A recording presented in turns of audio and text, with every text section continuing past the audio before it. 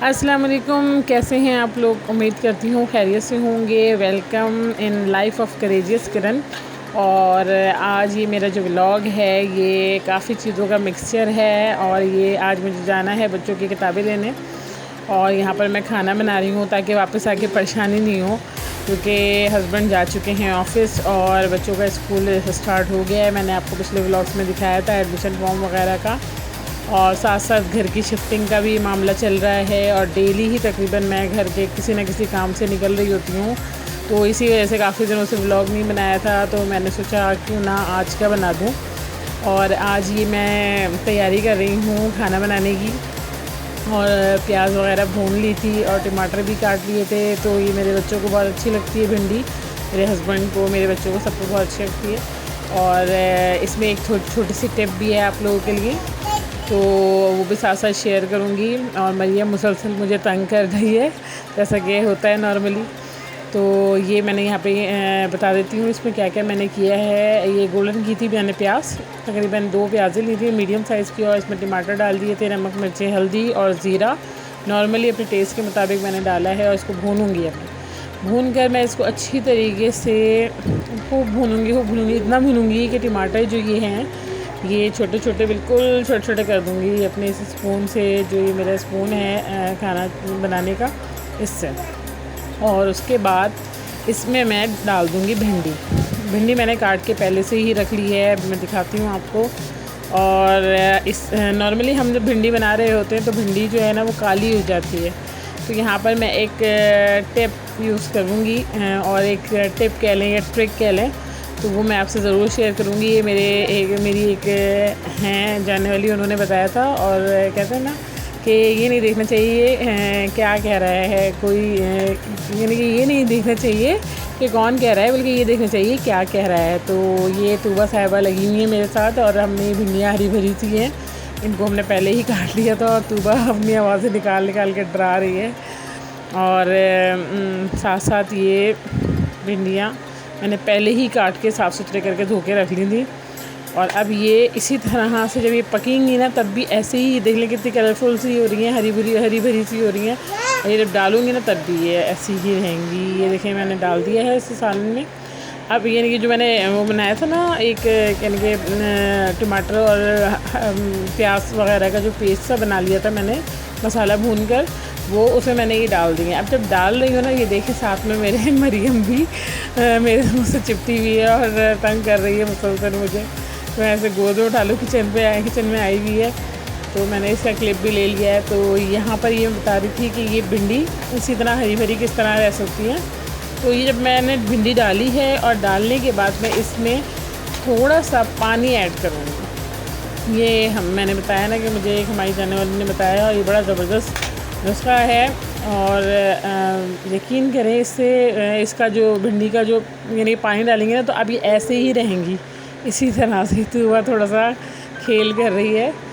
अभी ये देखें ये पक गई हैं, और पकने के बाद भी आप देख लें इनका कलर कैसा शानदार है। अच्छा, मैं बहुत ज़्यादा भिंडी को नहीं गलाती हूँ, क्योंकि इसका जो लेस होता है ये बहुत फ़ायदेमंद होता है। अज़ान हो जाए फिर बाकी मैं उसके बाद बनाती हूँ।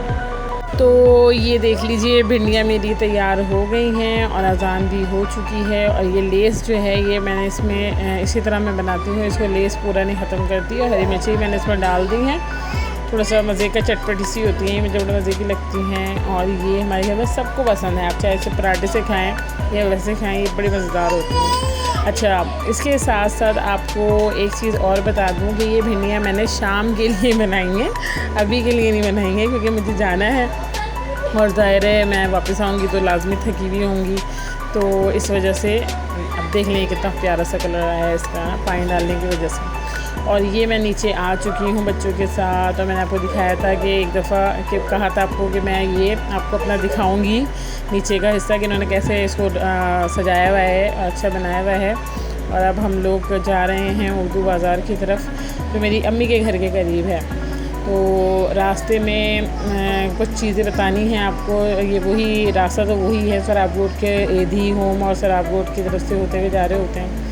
और डर भी लग रहा होता है, क्योंकि पता है आपको कराची में बहुत ज़्यादा स्नैचिंग होती है मोबाइल वगैरह की, तो इस वजह से मुझे डर ही लग रहा होता है व्लॉग बनाते हुए भी। लेकिन खैर फिर भी मैं बना लेती हूँ कि चलें एक अल्लाह मालिक है, जो नसीब में होना होता है वो तो होता है। तो यहाँ से हम लोग गुज़र के जा रहे हैं। अच्छा, ये जो मैं जा रही हूँ स्पेशली उर्दू बाज़ार, वो क्यों जा रही हूँ, उसकी वजह ये है कि बच्चों के मुझे कोर्स यानी कि लेने तो मुझे इनके स्कूल की तरफ से थे, और मेरे जो बच्चों के फादर हैं इन्होंने ले भी लिए थे सारी चीज़ें, लेकिन कुछ बुक्स जो ऐसी थी ना कि वो नहीं मिल रही थी, यानी कि शॉर्ट हो गई थी। तो वो मुझे जो है उर्दू बाज़ार जाना पड़ा, और वहाँ पे मुझे यूज्ड में लेनी पड़ी, क्योंकि वो बुक्स नहीं मिल रही थी और बच्चों की पढ़ाई का बहुत लॉस हो रहा था। तो ये जो है मैंने वहाँ पे इस वजह से मुझे जाना पड़ा है, क्योंकि बच्चे बहुत ज़्यादा बार बार मुझे फोर्स कर रहे थे, मामा हमें ना हमारी पढ़ाई का बहुत लॉस हो रहा है और स्कूल में मसले हो रहे हैं, और टीचर बुक्स मंगवा रही है। वहाँ पे भी जो उर्दू बाज़ार है वहाँ पर बहुत अच्छी किताबें होती हैं, और साथ में ये है कि वहाँ पर आपको मुनासिब रेट पे मिल जाती हैं, यानी कि न्यू भी बुक होती हैं, लेकिन ये कि ज़रूरी नहीं है कि वही चीज़ें, क्योंकि इनकी थोड़ी बुक्स मुश्किल से मिलती हैं। इन्होंने बहुत ज़्यादा हाई क्लास की बुक रखी हुई है, तो वो बुक्स मुझे हकीकत में काफ़ी कॉस्टली भी पड़ती हैं, और यानी कि काफ़ी ज़्यादा उसके मसले भी होते हैं कि तलाश करने में भी बहुत मुश्किल होती है। अच्छा, तो ट्रैफिक वही कराची का बहुत ज़्यादा जाम है, और असल मेन जो चीज़ होती है वो पढ़ाई होती है, जो कि सिंध गवर्नमेंट होने नहीं दे रही है।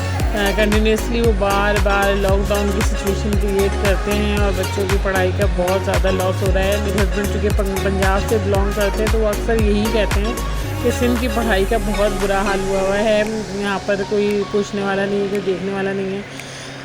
अजीब से मामलात हैं हमारी मुल्क के। खैर, मुझे इसमें बड़ा इंटरेस्ट है सियासत में, मुझे ज़रा मैं देखती रहती हूँ मुल्क के हालात वगैरह, तो मैं देखती हूँ कि तीनों सूबों के हालात तो एक जैसे हैं, वहाँ पे एक ही गवर्नमेंट है, और यहाँ पर सिंध गवर्नमेंट की वजह से हमारे लिए बड़े मसले हैं। यानी कि आए दिन जो लॉकडाउन की सूरत हाल ये क्रिएट करते हैं, उससे रोज़गार में भी बहुत असर होता है, और बच्चों की तालीम तो बहुत ही ज़्यादा मुतासिर हो रही है। पता नहीं इनके क्या टारगेट्स हैं जो इन्होंने सेट किए हुए हैं बच्चों को ना पढ़ा के, क्योंकि मैं देख रही थी कि बाज़ार में भी पेरेंट्स इतने परेशान हो रहे थे, हर कोई बुक्स बच्चों की ले रहा था, और किताबों के ढेर लगे हुए हैं, इतनी महंगी महंगी बुक्स होती हैं, हम लोग भी फीस भी भरते हैं, लेकिन उससे होता क्या है, बच्चों को वो तालीम मिल नहीं रही है जो मिलनी चाहिए।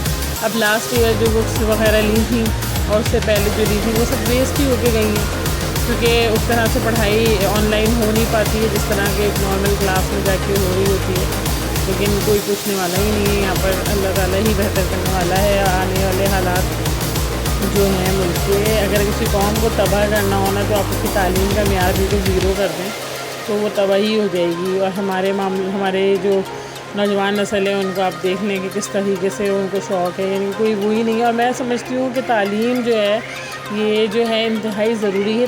तालीम के साथ साथ तरबियत भी बहुत ज़रूरी है, यानी कि आप अगर मैट्रिक पास कर रहे हैं किसी स्कूल से, और उसके पास करने के बाद आप एक दूसरे की यूनिफॉर्म पर अगर इंक फेंक रहे हैं, इंक रहेगा, तो आपने फिर क्या सीखा 10 साल। क्योंकि मैं खुद टीचर रही हूँ, तो मुझे ये पता है कि बच्चे तरबियत क्या ले रहे हैं स्कूल से ना। तो ये मेन चीज़, अगर आपको किसी भी स्कूल को देखना हो ना, तो वहाँ के मैट्रिक के स्टूडेंट्स को देखेंगे, उनका तरबियत है क्या मेयार है, तो आपको अंदाज़ा हो जाएगा कि स्कूल अच्छा है या ऐसे ही है। तो ये जो बच्चों को मैंने तकवा स्कूल में करवाया था, उसकी वजह भी यही थी कि मैंने यहाँ के स्टूडेंट्स को देखा था, बहुत मैनरफुल थे। मैट्रिक के क्लास के स्टूडेंट्स बहुत मैनरफुल तरीके से वो अपने टीचर्स से बात कर रहे थे, तो मुझे बड़ा अच्छा लगा कि इस तरह, क्योंकि इस्लाम ही हमें मेन जो है ना ये सब मामलात सिखाता है कि क्या किस तरह से बड़ों का अदब करना चाहिए, टीचर्स की रिस्पेक्ट करनी चाहिए, और असातिज़ा क्या होते हैं। और ये बस अब आने ही वाला है, ये नागन चरंगी का जो पुल है वो हम चढ़ रहे हैं अब, और ये क्रॉस करते ही फिर बस उतरना है, और इंशाल्लाह आ जाएगा उर्दू बाज़ार। और वहाँ पर आपको मैं दिखाऊंगी कितनी वैरायटी है बुक्स की। काश हमारे बच्चे ये इस तालीम पर अमल भी कर लेते, इस तालीम को हासिल भी कर लेते और इस पर अमल भी कर लेते, तो शायद पाकिस्तान का हाल ही अलग होता।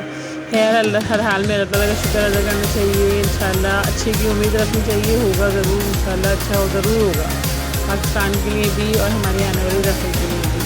तो बस ये मैं गुज़र रही हूँ यहाँ से, और काफ़ी यानी कि लंबा रास्ता तो लंबा नहीं है। खैर, अगर कोई ऑटो तेज़ चलाता है तो जल्दी पहुँच जाते हैं, तकरीबन मुझे 10 मिनट लगे थे, 10-12 मिनट लगे थे हमें यहाँ पे पहुँचने में। तो बच्चे भी मेरे साथ थे और काफ़ी खुश भी थे कि ज़ाहिर बच्चे इंजॉय करते हैं इस तरह के सफ़र जो होते हैं। क्योंकि मेरे बच्चे नॉर्मली मैं इनको नीचे वगैरह भी नहीं भेजती हूँ, बहुत कम भेजती हूँ। ये ज़्यादातर इंडोर गेम्स ही खेल रहे होते हैं, तो ज़रा इंजॉय करते हैं। अपने साथ ही मैं ले जाती हूँ और यही बेहतर होता है बच्चों के लिए, क्योंकि जिस तरह का माहौल हो गया हमारा आजकल, मुझे ज़रा डर ही लग रहा होता है बच्चों को अकेले छोड़ते हुए। तो ये रिक्शे वाला गलत लेके जा रहा था, वो दूसरी तरफ लेके जा रहा था। मैंने कहा नहीं भाई, यहाँ से नहीं जाना है, हमें उर्दू बाज़ार की तरफ जाना है। और फिर वो अब कराची में काफ़ी जगह पे उर्दू बाज़ार खुल गए हैं, पहले इतने नहीं थे। ये देख लें जगह जगह फिर बैग्स और किताबें आपको नज़र आएंगी। मेरे साथ बिलाल भी है और तूबा, हम लोग कोई वीडियो बनाने में मसरूफ़ है। तो ये मैंने यहाँ पे दिखाती चलूँ आपको, देखें ये कितनी ज़्यादा बुक्स हैं। और ये अल्लाह करे हमारे बच्चों को ये तालीम भी आदत लगे। और यहाँ पर ये देख लीजिए हर तरह की बुक्स मौजूद हैं, first year, second year, matric और नई पुरानी हर तरह की बुक्स हैं। नॉवेल्स भी मौजूद हैं। किसी को एक टाइम था बिफ़ोर मैरिज में यहाँ से नॉवेल्स वगैरह भी लेके जाती थी, मुझे अच्छे लगते थे और वो आपको रिजनेबल प्राइस पे मिल जाते हैं। यहाँ पे हर तरह की चीज़ें मौजूद हैं, स्टेशनरी, स्कूल बैग्स, बुक्स, बच्चों के थर्मोस, वाटर बॉटल्स वगैरह, लंच बॉक्स, हर चीज़ अवेलेबल है। और ये मैं और बिलाल जो है बुक्स वगैरह सर्च कर रहे हैं मुख्तलिफ, और तूबा मुख्तलिफ बुक्स की वीडियो ले रही है। तो ये देखें कितनी वैरायटी है माशाल्लाह से। और अल्लाह करे कि इतना इल्म हमारे बच्चों को आ जाए जितना ये इनके पास किताबें हैं। बहुत कम ऐसा होता है, ऐसे इनकी तालीम का निज़ाम बहुत ज़्यादा ख़राब हो रहा है। अल्लाह ताला ही बेहतर करे, बस हालात हमारे मुल्क के और सब मामला अच्छी तरह सेटल हो जाएँ। ये देखें यहाँ पे बहुत ज़्यादा वैरायटी है बुक्स की ना, हर तरह की बुक्स हैं। और इनके पास हर तरीके के हर तरह के स्कूल की बुक्स हैं। ओ लेवल भी हैं और जो गवर्नमेंट स्कूल्स हैं वहाँ की भी हैं, प्राइवेट स्कूल्स की भी हैं, और यूज्ड भी हैं और न्यू भी हैं। और बच्चों के इंजॉयमेंट के लिए भी ड्राइंग्स बुक्स, इस तरह की बुक्स भी मौजूद हैं। वैसे इनके स्कूल में सिंधी वगैरह का इन्होंने रखा ही नहीं है और मुझे बहुत सेटिस्फाई हूँ मैं इससे, इस वजह से क्योंकि ज़ाहिर एक वो बिल्कुल यूजलेस सब्जेक्ट बन जाता है हमारे लिए। क्योंकि वैसे तो खैर हमारी सिंध की लैंग्वेज है, लेकिन इससे कोई फ़ायदा नहीं होता आपके आने वाले टाइम में। मुझे नहीं लगता कि हमने ही पढ़ा था, तो मुझे कोई फ़ायदा ऐसा नज़र नहीं आता उसमें। मुख्तलिफ़ जगहों पे उस तलाश करके हमने ले ली हैं और अब वापसी का सफ़र हो रहा है। और यहाँ पर मैं अपने घर की तरफ वापस गामजन हूँ और रास्ते में हम लोग सब में बातें करते हुए जा रहे थे कि कैसा रहा। बच्चों ने अपने स्टेशनरी वगैरह का भी सामान लिया था, कुछ पेन्स वगैरह लिए थे। और अपना टाइम याद आ रहा था मुझे कि जब हम लोग यानी कि स्कूल जाते थे तो जब हर साल किताबें चेंज होती थी और न्यू बैग आता था और न्यू स्टेशनरी आती थी, तो एक अलग ही एक्साइटमेंट होती थी और बहुत अच्छा लगता था। और यकीन करें जब भी मैं जा रही होती हूँ बच्चों की कोई चीज़ लेने, तो अपनी पुरानी यादें आ जाती हैं। और ये बफर जोन है, यहाँ पे मेरा बचपन गुजरा है और अब ये काफ़ी चेंज हो गया है। किसी ज़माने में यहाँ पर झाड़ियाँ होती थी, हम लोग छोटे होते थे और डर लग रहा होता था जाते हुए, और घूमते कहीं ना कोई झाड़ियों से एनिमल निकल के ना आ जाए, कोई शेर ना आ जाए, बहुत खौफ आ रहा होता था। क्योंकि अभी तो माशाल्लाह से बहुत यानी कि वो हो गया है, एक आबाद हो गई ये जगह और रेस्टोरेंट वगैरह भी थे। लेकिन पहले का माहौल ऐसा नहीं था कि हम लोग को हमारे पेरेंट्स ने कभी नहीं रोका। हम लोग जैसे चले जाते थे, मैं और मेरा भाई, हम लोग छोटे थे तो हम लोग जैसे तंदूर से रोटी भी लेने चले जाते थे और आइसक्रीम वगैरह भी लेके आते थे। डेली हम लोगों को पैसे मिलते थे और हम चीज़ लेने चले जाते थे जो बच्चों की होती हैं, टॉफ़ियाँ वॉफ़ियाँ, ये सब चीज़ें बड़ा यानी बाहर गली में खेल भी रहे होते थे महल्लों के बच्चों के साथ। लेकिन अब वो माहौल नहीं रहा है और अब पेरेंट्स अगर अपने बच्चों को बाहर भेजते हैं तो बड़ा रिस्क होता है कि पता नहीं ये आएंगे वापस या नहीं आएंगे। अल्लाह करे कि फिर दोबारा वैसे ही हालात हो जाएं पाकिस्तान के। और सब यानी कि ये बच्चों का हक़ होता है कि उनको खेलने दिया जाए, इंडोर भी और आउटडोर भी। लेकिन अब वो मामलात रहे नहीं हैं, अल्लाह ताला ही बेहतर करने वाला है। और ये हम लोग यहाँ पर आ गए हैं शफीक मोड़ की तरफ, जो है आहिस्ता आहिस्ता बातों में रास्ता गुजरता जा रहा है। और यकीनन अब बच्चों के इंशाल्लाह पढ़ाई स्टार्ट हो जाएगी। इनकी हफ्ते में 3 दिन क्लास हो रही है, यानी कि इन्होंने सिंध गवर्नमेंट ने 50% अटेंडेंस रखी है। यानी कि आप जो टोटल स्टूडेंट होते थे स्कूल में, वो अगर फॉर एग्ज़ाम्पल किसी स्कूल में 20 स्टूडेंट्स हैं किसी क्लास में, तो 20 में से 10 स्टूडेंट्स शुरू के 3 दिन में आएंगे और बाकी के 10 स्टूडेंट्स यानी कि आखिर वाले 3 दिन में आएंगे। तो मेरे बच्चों का जो यानी कि डे सेलेक्ट किए हैं इनके टीचर्स ने, वो थर्सडे, फ्राइडे और सैटरडे किए हैं। मंडे, ट्यूसडे और वेडनेसडे इनका ऑफ होता है। तो 3 दिन में आप खुद सोच लेंगे किस तरह की पढ़ाई हो रही है। और हम घर पे आ चुके हैं वापस, और मरियम साहिबा यहाँ पर अपनी डॉल की ये जो है इन्होंने ले ली है, और इसको ये काफ़ी इसको गुस्सा आ रहा था, ये कि चाह रही थी कि ना मैं इसको दे दूँ निकाल के। तो कैसा लगा ये मेरा ब्लॉग आप ज़रूर बताइएगा, और आप कमेंट्स करके ज़रूर बताया करें, क्योंकि इससे मुझे पता चलता रहता है कि मेरा ब्लॉग आपको पसंद आया है कि नहीं आया है, और क्या कुछ मुझे इसमें चेंज करना चाहिए। तो मिलूँगी फिर किसी नए ब्लॉग में इंशाल्लाह। दुआओं में याद रखिएगा। अस्सलाम वालेकुम।